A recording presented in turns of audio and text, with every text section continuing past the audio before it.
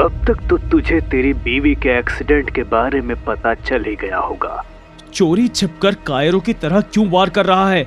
हिम्मत है तो सामने आ, और याद रख, अगर मेरी बीवी को कुछ हुआ तो मैं तुझे पाताल से भी ढूंढ निकालूंगा और तेरा वो हाल करूंगा कि तू खुद मुझसे मौत की भीख मांगेगा।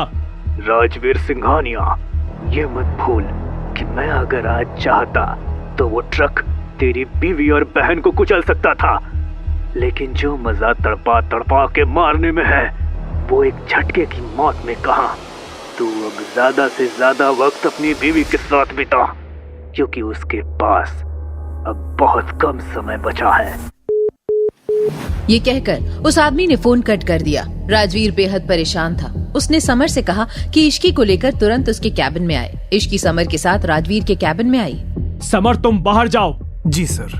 समर के बाहर जाते ही राजवीर ने इश्की को अपने करीब खींच लिया और उसे देखने लगा। तुम्हें कहीं और चोट तो नहीं आई? नहीं राजवीर, मैं ठीक हूँ, मैं बिल्कुल ठीक हूँ। आज से तुम हर वक्त बॉडीगार्ड्स के साथ रहोगी। मतलब ये कि जो कहा जा रहा है बस वो करो, और बाइक चलाना भी बंद। इससे पहले कि इश्की कुछ कह पाती, राजवीर उसे किस करने लगा। राजवीर का किस इतना इंटेंस हो गया कि इश्की की सांसें फूल गई और उसने राजवीर को खुद से दूर कर दिया। आप हमेशा ऐसे किस क्यों करते हैं? तो कैसे करूं? थोड़ा आराम से। इश्की की इस बात पर राजवीर हंसने लगा और उसने इश्की से कहा, ठीक है, तुम अब काम करो। इश्की भी अपनी डेस्क पर चली गई कि तभी वहाँ एक लड़की आई। हाय, हेलो, मेरा नाम रोमी है। एक्चुअली मुझे तुमसे ये जानना था कि क्या तुम सिंगल हो? मैं कुछ समझी नहीं। मेरा भाई काफी बड़ा बिजनेसमैन है और अगर तुम सिंगल हो तो उसे डेट करोगी? वैसे तुम्हारी जैसी खूबसूरत लड़की के लिए मेरे भाई को डेट करना काफी फायदे का सौदा रहेगा। इश्की रोमी की ये बात सुनकर हैरान हो गई। उसने गुस्से में उस लड़की को कुछ ऐसा कह दिया जिसके लिए राजवीर ने उसे मना किया था। वहीं दूसरी ओर घर पर कोमल अचानक टीवी पर कुछ ऐसा देख लेती है कि वो डर के मारे चीखने लगती है। बंद करो इसे, प्लीज इसे बंद करो। ये नहीं हो सकता, ये जिंदा नहीं हो सकता। कोमल ये बोलते बोलते बेहोश हो जाती है और उसकी आवाज सुनकर अर्नव वहाँ जाता है। कोमल को ऐसी हालत में देखकर वो घबरा जाता है और उसे होश में लाने की कोशिश करता है। कोमल जैसे ही होश में आती है वो फिर से डर से कांपती हुई बोलती है, गौतम रंधावा जिंदा नहीं हो सकता, वो मर चुका था। होश में आओ कोमल, अब वो हमारा कुछ नहीं बिगाड़ सकता। राजवीर का सारा ध्यान अब केवल इश्की की तरफ था। उसे उसकी चिंता होने लगी थी। शाम को जैसे ही मिशा और इश्की ऑफिस से घर के लिए निकले, राजवीर भी अपने कैबिन से निकल गया। पार्किंग में जाकर इश्की ने मिशा से कहा, चल बैठ यार बाइक पर। सुबह की टक्कर के बाद इस पर काफी निशान आ गए हैं। तुझे निशान की पड़ी है? शुक्र कर कि हम बच गए। तभी उनके पास राजवीर का ड्राइवर आया और उसने बोला कि राजवीर सर ने आप दोनों को बुलाया है। इश्की और मिशा दोनों राजवीर के पास गए। आज से तुम दोनों मेरे साथ घर चलोगी। व्हाट? हम आपके साथ नहीं बल्कि अपनी बाइक से जाएंगे। हर बात पर बहस मत किया करो इश्की, जो कहा जा रहा है वो करो और चुपचाप गाड़ी में बैठो। ये क्या जिद है राजवीर? आप खुद ही सोचिए कि अगर किसी ने हमें आपके साथ यहाँ गाड़ी में देख लिया तो क्या उन्हें पता नहीं चलेगा कि मैं आपकी वाइफ और मिशा आपकी सिस्टर है? किसी को कुछ पता नहीं चलेगा, चुपचाप कार में बैठ जाओ। राजवीर का गुस्सा देखकर इश्की बिना कुछ कहे कार में बैठ गई, लेकिन मिशा उनके साथ नहीं गई। राजवीर और इश्की को इस बात की जरा भी भनक नहीं थी कि वहाँ मौजूद किसी ने उनकी बातें सुन ली थी। घर पहुंचकर राजवीर ने समर को कॉल किया और कहा, रॉकी को कांटेक्ट करो और उसे तुरंत मुझसे मिलने को कहो। याद रहे, वो जहाँ भी हो मुझे जल्द से जल्द यहाँ चाहिए।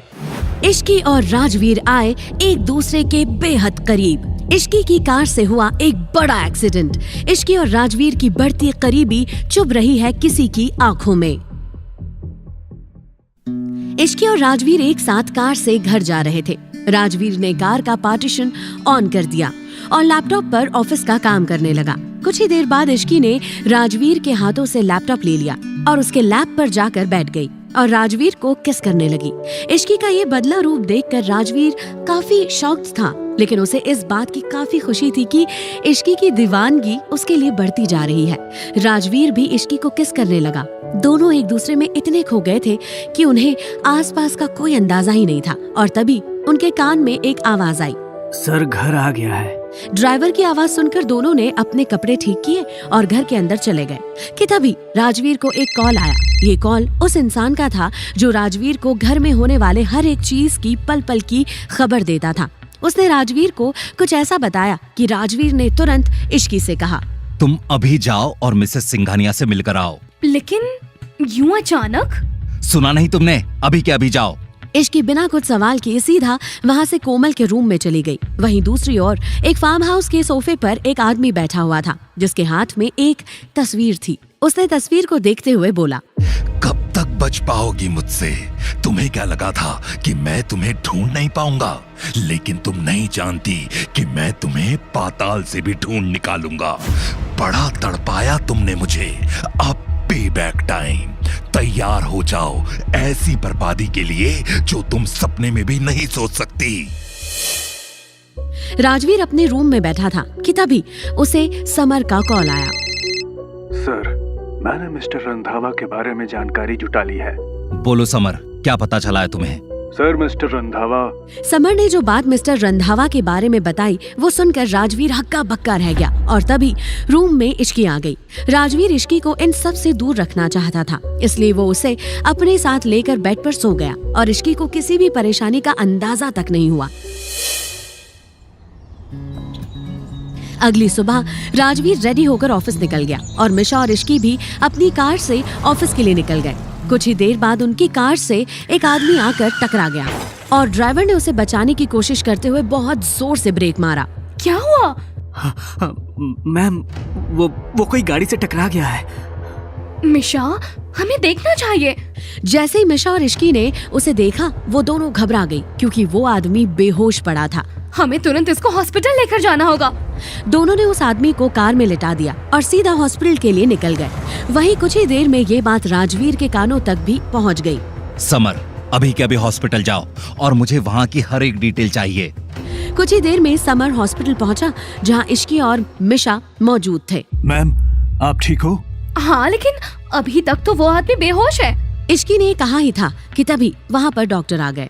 वो आदमी अब खतरे से बाहर है, लेकिन उसकी याददाश्त चली गई है। क्या? अब हम उनके घर वालों को कैसे खबर करेंगे? मैम, आप टेंशन मत लीजिए, मैं पता करता हूँ कि ये आदमी कौन है। आप मिशा मैम के साथ ऑफिस चले जाओ। इसके बाद समर ने किसी को कॉल किया और कुछ इंस्ट्रक्शंस दिए। समर ने किसको कॉल किया था? कौन है वो आदमी जिसकी चली गई थी याददाश्त? क्या इश्की के खिलाफ कोई कर रहा है साजिश? ये तो इसका फुल एपिसोड सुनकर ही पता चलेगा। फुल एपिसोड सुनने के लिए डिस्क्रिप्शन में दी गई लिंक पे क्लिक कीजिए और वीडियो में पूछे गए सवाल का जवाब देना ना भूले, जिसका जवाब आपको मिलेगा उसी फुल एपिसोड में। कमेंट करने वाले 10 लकी विनर्स को मिलेंगे 500 कॉइंस। तो सुनते रहिए डेविल से शादी, सिर्फ पॉकेट FM ऐप पर।